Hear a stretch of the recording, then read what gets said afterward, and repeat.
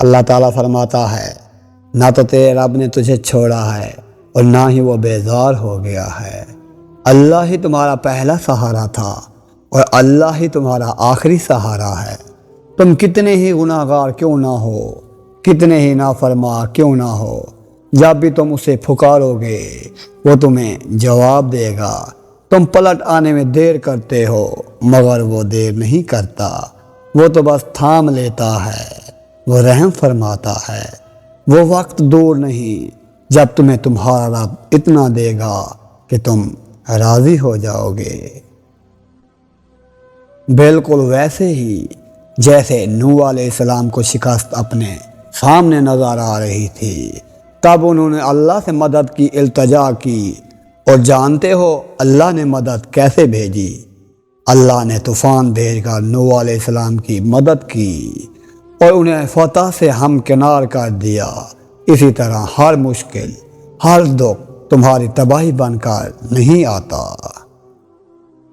اللہ تعالیٰ قرآن مجید میں فرماتے ہیں کہہ دو میرے ان بندوں سے جنہیں حالات ناممکن لگ رہے ہیں، میں ہر چیز پہ قدرت رکھنے والا ہوں، گھبراؤ نہیں، خدا کی مدد یقیناً بہت قریب ہے۔ راہیں جدا ہونے سے مقدر جدا نہیں ہوتے، اور جو اس بات کا یقین رکھتے ہیں اللہ ان کے لیے ایسے وسیلے بناتا ہے جو کسی کی بھی نظر سے گزرے نہیں ہوتے۔ حالات سمجھ سے باہر ہو جائیں تو معجزے عقل سے باہر ہوتے ہیں۔ کبھی سوچا ہے اگر اللہ کا دعا قبول نہ کرنا ہوتی تو وہ بلا وجہ تمہارے دل کو ایک ہی دعا پر کیوں روکے رکھتا؟ اگر قبول نہ ہونی ہوتی تو اللہ تمہارا دل بدل تو بھی سکتا تھا نا۔ جب اللہ کچھ دے کر آزماتا ہے تو وہ تمہارا اللہ کا شکر ادا کرنا اور اس کی عطا کردہ شے کی تمہاری نظر میں قدر آزماتا ہے، اور جب وہ کچھ لے کر آزماتا ہے تو تمہارا اس کی ذات پر یقین اور صبر آزماتا ہے۔ اختتام میں سب کچھ تمہارا ہی ہوگا، بس تمہیں اللہ کو راضی کرنا ہے۔ اس کے اندر اور اسے راضی کرنے کے لیے ضروری ہے کہ پہلے اس کی رضا میں خود کو راضی کیا جائے۔ جب دل بے چین ہو اور اپنی کیفیت سمجھ سے باہر ہو تو اللہ کو پکارا کرو اور سارا قصہ اس کے سامنے کھول کر رکھ دیا کرو۔ وہ تو پہلے سے ہی تمہارے دل کا حال جانتا ہے، مگر اسے پسند ہے کہ اس کا بندہ اسے پکارے اور وہ اپنے ہر معاملے میں اس پر بھروسہ کرے۔ تو جب تم توکل کرتے ہو، اپنا معاملہ اس کے حوالے کرتے ہو، تو وہ تم میں سے سکون کی ایک لہر اڑا دیتا ہے، تم میں سے سکون کی ایک لہر دوڑا دیتا ہے جو دل کی ساری بے چینی اس کی محبت سے ڈھونڈ لیتی ہے۔ یقین کرو جب اللہ سمیٹتا ہے تو کرچیوں میں بکھرا دل پھر سے یوں جڑ کر زندہ ہو جاتا ہے جیسے کبھی کوئی زخم اس نے سہا ہی نہ ہو۔ اللہ تعالیٰ سورۃ بقرہ کی آیات نمبر 45 میں فرماتے ہیں صبر اور نماز سے مدد حاصل کرو۔ صبر کیا ہے؟ صبر یہ ہے جب اللہ ان معاملات میں دیر کرے جو آپ چاہتے ہیں کہ ابھی کے ابھی ہو جائیں، یا ان چیزوں کو دینے میں وقت لگے جنہیں آپ فوراً حاصل کرنے کی تڑپ رکھتے ہیں، تب بھی آپ شکر نہ کریں، تب بھی آپ اپنے منہ سے مایوسی کے الفاظ نہ نکالیں، اس وقت بھی آپ صبر کریں اور اللہ پر توکل کریں۔ ہم زندگی بھر لوگوں سے محبت، عزت اور خوشی کے لیے پیچھے بھاگتے رہتے ہیں، مگر سوائے تھکن اور مایوسی کے کچھ نہیں ملتا۔ اللہ کو خوش کرنے کے لیے زندگی گزاریں گے تو لوگوں کے دلوں میں اللہ ہمارے لیے محبت، عزت خود ڈال دے گا انشاءاللہ۔ کیوں وسوسے ستا رہے ہیں تمہیں؟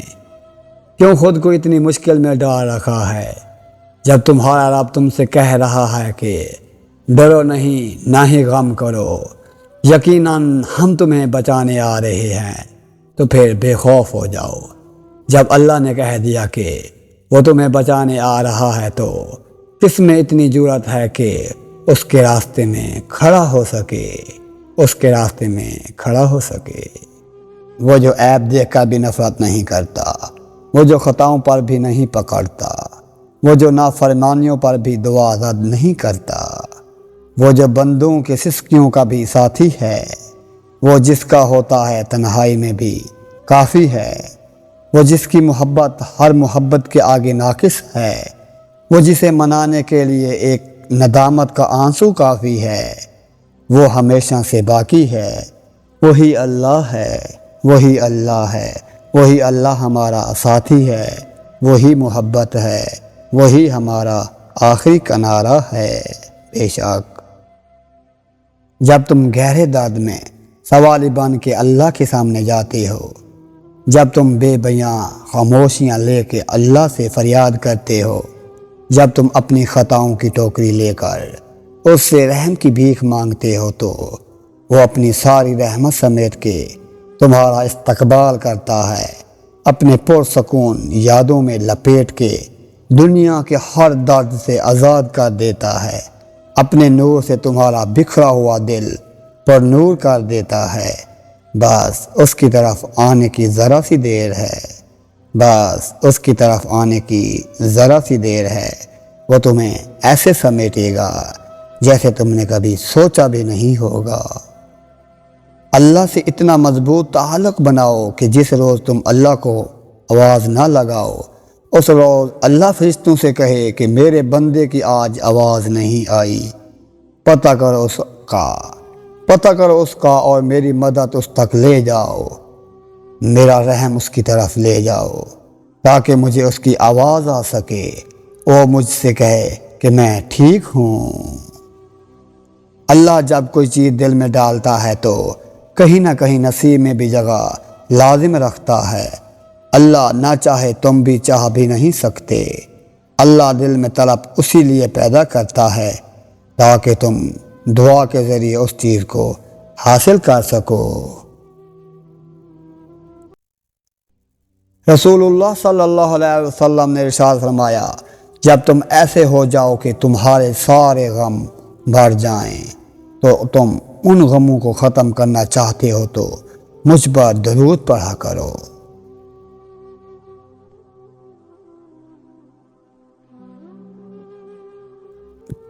چینل کو سبسکرائب کرنا مت بھولیے گا۔ دعاؤں میں یاد رکھیے گا اپنا اور اپنے پیاروں کا ڈھیر سارا خیال رکھیے گا۔ اللہ حافظ۔ ہمیشہ کی طرح صدقہ جاریہ سمجھ کر ویڈیو کو شیئر کرنا کبھی مت بھولیے گا۔ جزاک اللہ۔